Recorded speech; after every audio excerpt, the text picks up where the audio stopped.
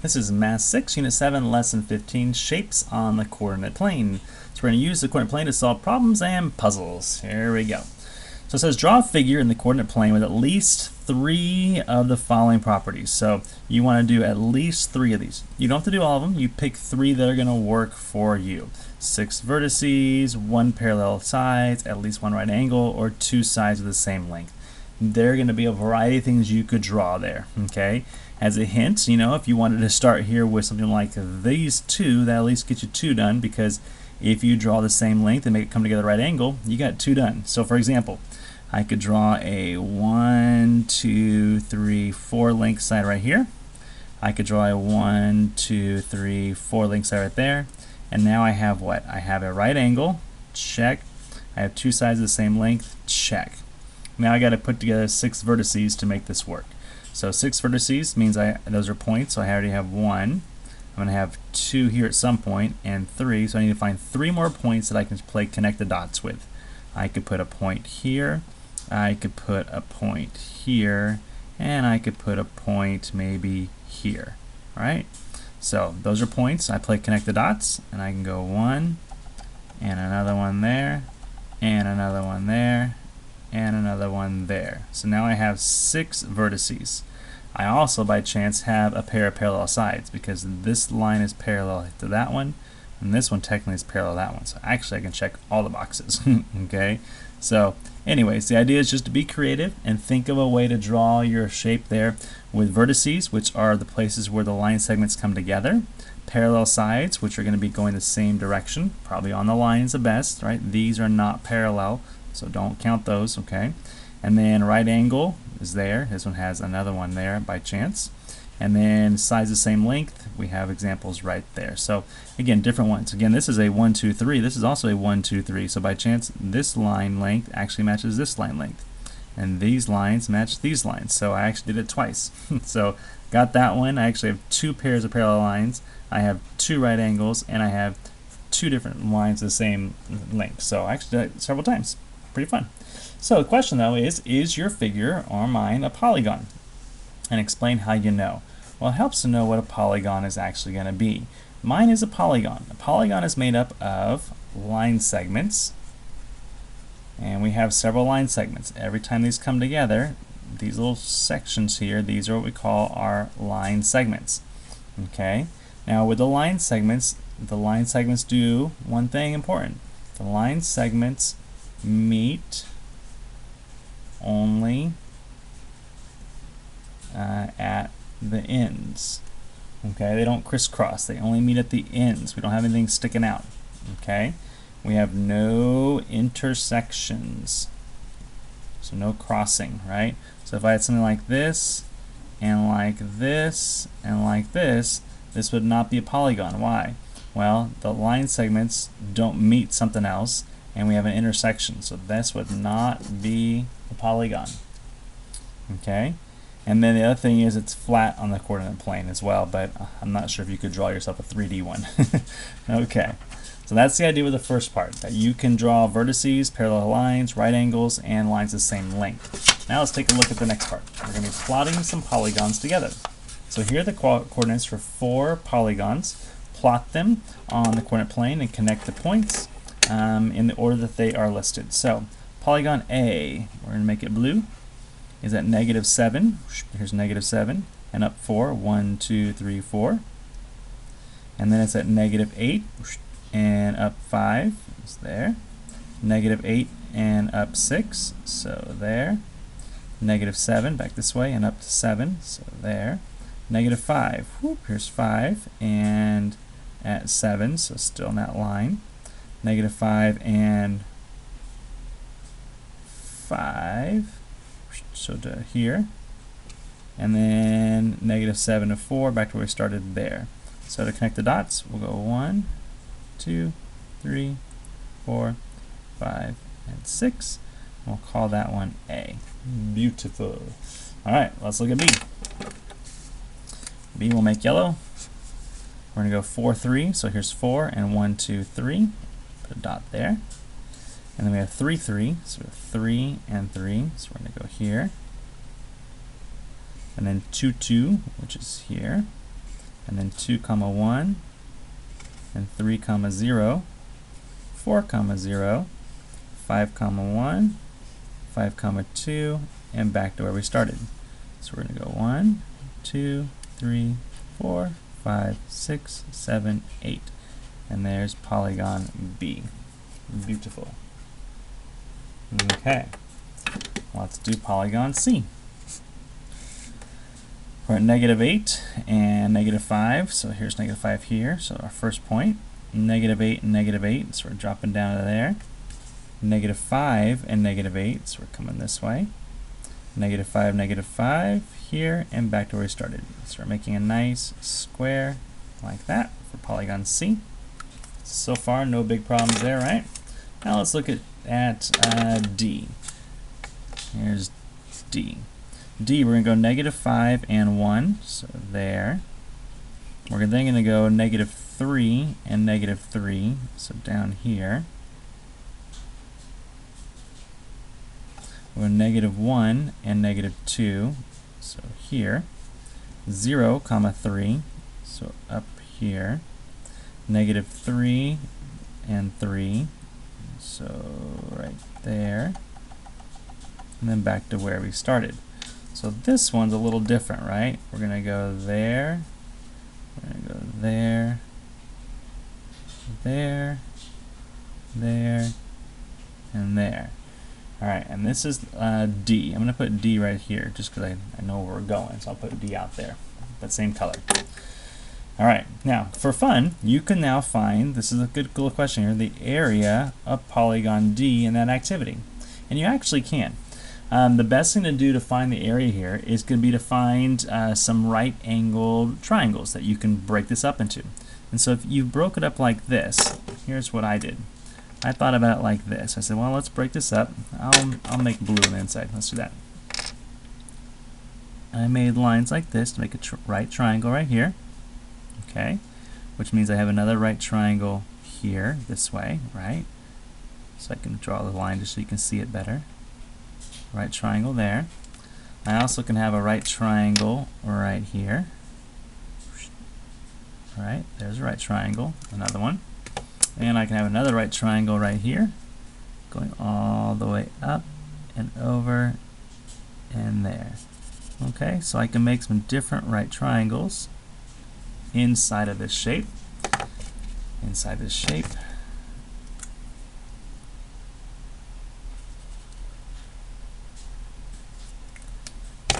I need one more color to make it nice, right? But then beyond that, though, of course, I have just this rectangle right here, which that's pretty easy to get the area of the rectangle. So to find the area of the rectangle, right, the rectangle piece, that's pretty easy. That's going to be 1, 2, 3, 4, 5, 6, 7, 8, 9, 10. That's 10. But then I have all these triangles, okay?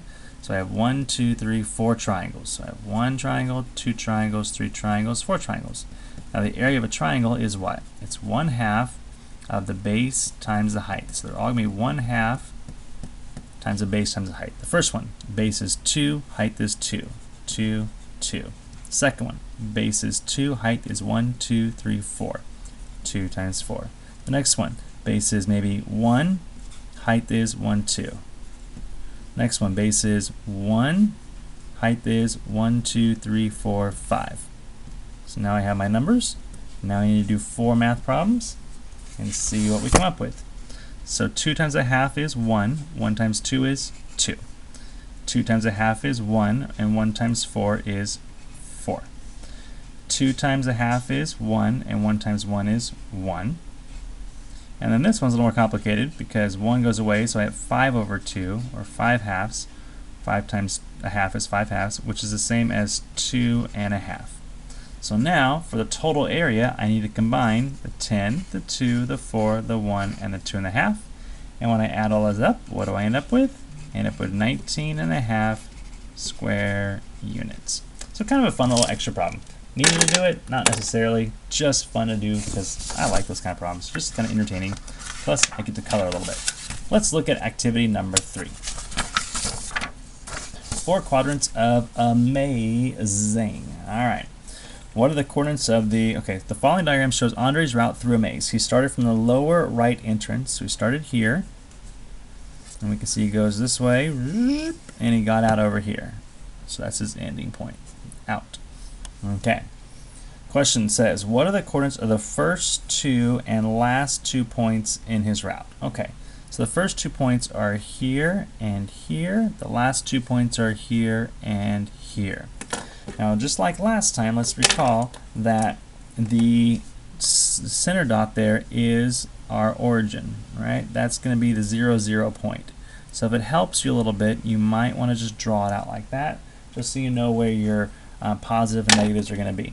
So in our case here, we can see also we're counting by 2's again, right? Based upon what we see there, that's 15 because it's going to go 2, 4, 6, 8, 10, and one more is 11. Sorry, 11. So we know we're starting at this point, which is going to be how far away from the y-axis. We'll count by 2, sorry. So 2, 4, 6, 8, 10, 12. So we're starting at 12, comma, and how far down do we go? 2, 4, 6, 8. So we're starting at 12, comma, negative 8. And the second point here is going to be over to this point, so we're going to go 2, 4. So 4, and we're still down at negative 8. It's on that same line. And the last 2 points are up here. We're over at 2, 4, but we're on the negative side. And our y value is up how tall? 2, 4, 6, 8. And our other one is still at, well, no, we gotta go this way. We have to go 2, 4, 6, 8, 10, 12. So negative 12. And we're still at an 8. So those are our first 2 and last 2 points for our route, based upon what we see there. Now, how far did he walk from his starting point to his ending point, and show how you know. So to find out how far he walked, we're going to need to count up these line segments to see how far he went to go from one to the other. Alright, so let's do this here. So we're going to go counting by 2's. We got 2, 4, 6, 8, 10. I'm going to just make a little mark there. So 10. And then I have 2, 4, 6, 8, 10. 2, 4, 6, 8, 10. And then 2, 4, 6, 8, 10. 2, 4, 6, 8, 10. 2, 4, 6, 8, 10. 2, 4, 6, 8, 10. And 2, 4, 6, 8, 10. Now let's count up our dots, right? We have 1, 2, or you can count by 10s if you want to. 10, 20, 30, 40, 50, 60, 70, 80. So we went 80 units in total. Very cool. Now Jada went into the maze and stopped at this point, negative 7.2.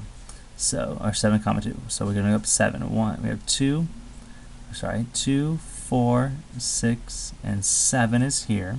And we're at up 2, so here. So here's where she started at. She started right there. That's negative 7,2. Plot that point, got it, and the other points that will lead her out of the maze through the exit to the upper left-hand side. Okay, so what would she need to do to get out of there? She'd have to go there, okay, and then she would need to go this way from there to here, right? That'd be her next point, which is going to be located where? We're 2, and then we are 4, so she'd have to go to negative 4. And she's up 2.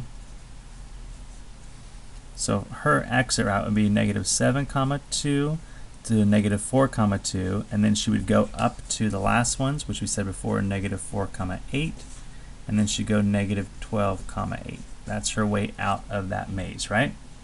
That's how she'd go. She'd go here, here, there, there. If you want to draw that or mark that out, you could. So she's starting here. She'd go here.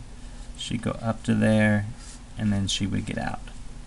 How far from negative 7,2 must she walk to exit the maze? Well, in her case, she is doing, in this case, we have 2, 4, 6, 8, 10, 12, 14, 16, and one more makes 17 units. Now that's, I think, different than what my answer book said, but that's what I counted, and I did it a couple times, and that's what I got each time. So we'd say 17 there. Okay? All right. In summary, today, just plotting some coordinates and playing right there. We can use coordinates to find the lengths of segments in the coordinate plane. We can see how long something is, right? We can count these up and measure them, see how far that is there. For example, we can see that in this one here, to go from here to here, it's 1, 2, 3, 4, 5, 6 units to go from there to there. That's how long that is apart. There's 6 there. We have 1, 2, 3 right here. Good to go. We have 1, 2, 3 right there. We have 1, 2, 3 right there. We have 1, 2, 3 right there. And we also have 1, 2, 3, 4, 5, 6 right there. So we can see how far it is around this whole object here, right? This whole polygon. So we could add that up. We could find out how much that adds together, and then give ourselves a perimeter as well. That's the way that works there. So we can find out units, we can find out perimeter, we can do lots of cool things. If we have some x coordinates and y coordinates, we can see the distance between them as well. And if we have the same x and y coordinate, and they're on the same, means in the same vertical horizontal line, we can easily find the distance by looking at that other number and seeing what the difference is there. That's it for today. Have a great day. Oh, and actually, pause there, do your homework, and then come back and check it in just a second. Be back.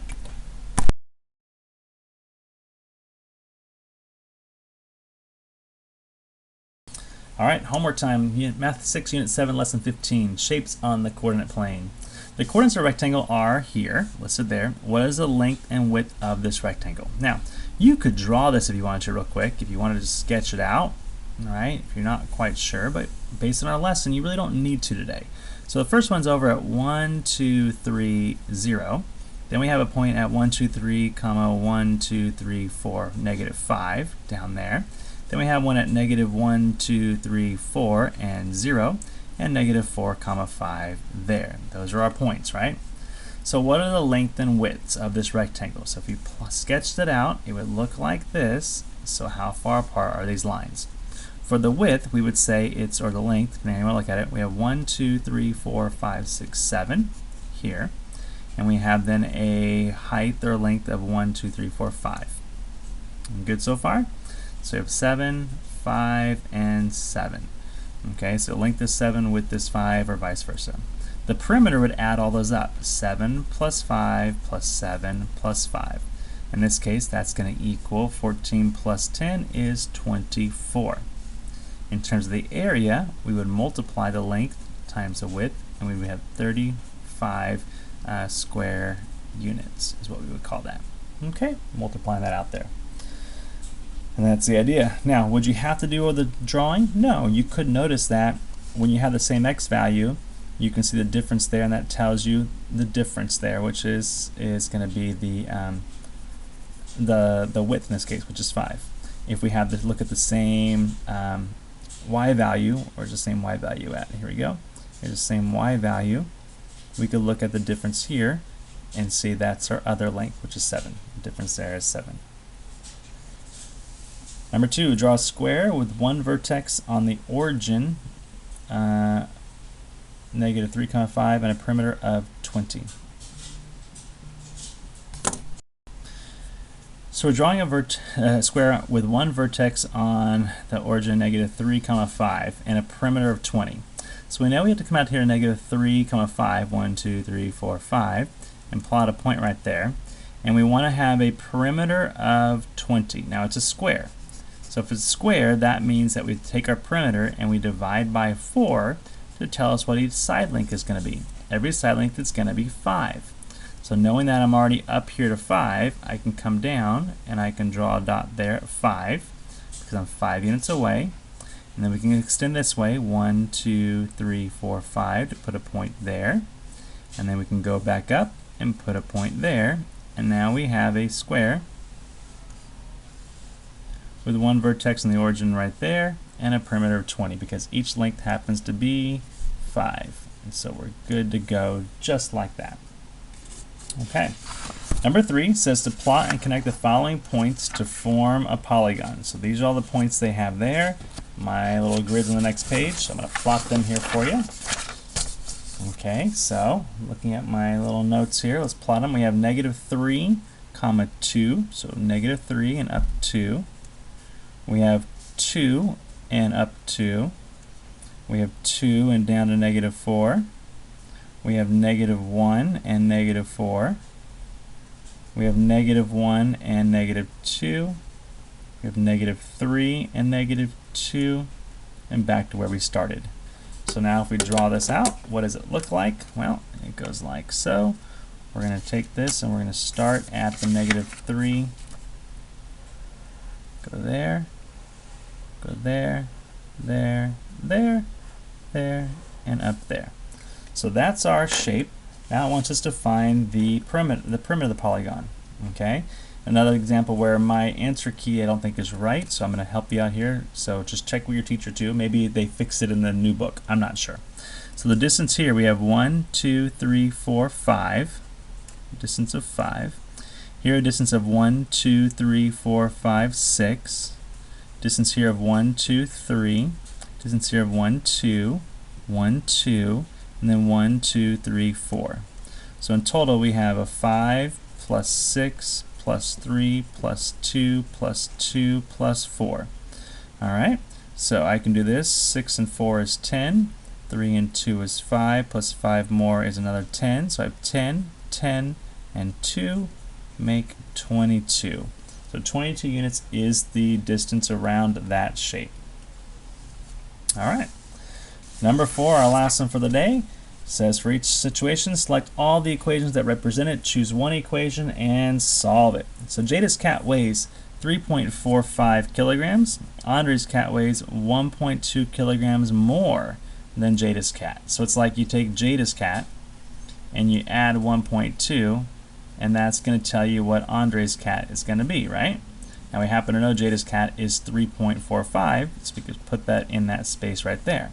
So just reading that there, I have 3.45 plus 1.2 equals Andre's cat, which I can see right here in this equation. There's that one there.